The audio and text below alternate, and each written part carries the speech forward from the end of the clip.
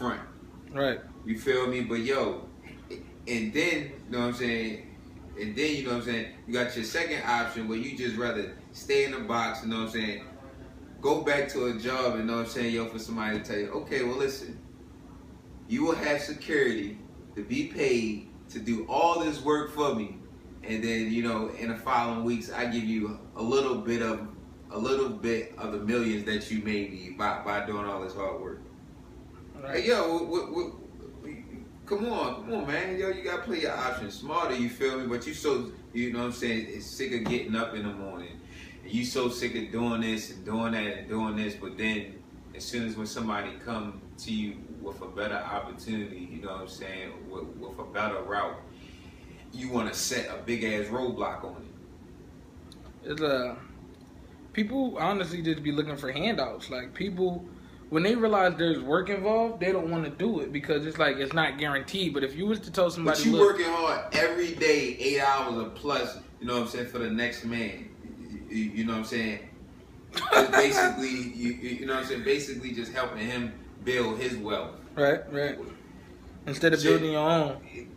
Come on, man. The idea never really stuck with me. I never really understood it. Like, I mean, it's just like when you realize you only live one time, you got one chance at this shit, at life. And it's like either you gonna go all out and make it happen for yourself and the people that you care about, and just do whatever it takes. I mean, you live one time. People, athletes, like you can't be in the Olympics. The reason I'm not in the Olympics right now is probably because I never worked hard enough at track or at, you know, a specific thing, because I probably either A, didn't believe that I would actually be able to do it, or I just, B, just did not try hard enough at all. And that's what most people do in the world with life. They just play with it. And you know, it's another thing is that, yo, I just feel as though, like, you feel me, a lot of people, you know, want to be that boss, you know what I'm saying? Mm-hmm. Boss like Don, like, but then Rick Ross. Yeah, right. You know what I'm saying? But then as soon as when, you know, they actually get that chance to, oh yeah, now everything is in my hand. Mm-hmm. People are so used to being controlled, you know what I'm saying? Being, you know, get told what to do. Right. As soon as you know what I'm saying, you actually give them that opportunity and that lead point, bro, they just get lost in their own pace. When you get paid, like, you know, every single month, like, or every single year, like, this is your pay rate. You go to work, you make $15, $20, $30 an hour. I don't even care if it's $50 an hour, because I honestly feel like the information that we learn and that I know is worth way more than $50 an hour. I feel like, you know, it's $5,000 an hour, $50,000 an hour, the kind of information that we know, because we can literally put anybody where they want to be. Right. It's just a matter of you getting in the game or not. Man, listen, yo, you gotta understand, like, yo, listen, it's crazy, yo, because you know what I'm saying, yo, because yo, it's real, because for the simple fact is like, yo, I was working 2 jobs, yo, and you feel me, yo. Never that. And listen, I swear, I figure working 2 jobs will actually get me ahead in life financially. you know what I'm saying? So that I can live through purpose. You feel me? Okay, look, I had 1 and 2 jobs. You know what I'm saying? Between that, a year annual salary is what, probably, you know what I'm saying, 30. You know what I'm saying, $35,000, right? Come on, man. Hey, yo, you feel? Hey, yo, you make $30,000 in a week. Listen, sometimes, yo, in my bank account, it was less. It was less than three figures. Sometimes even gas prices. Like, yo, come on, hey, yo, I was working 2 jobs.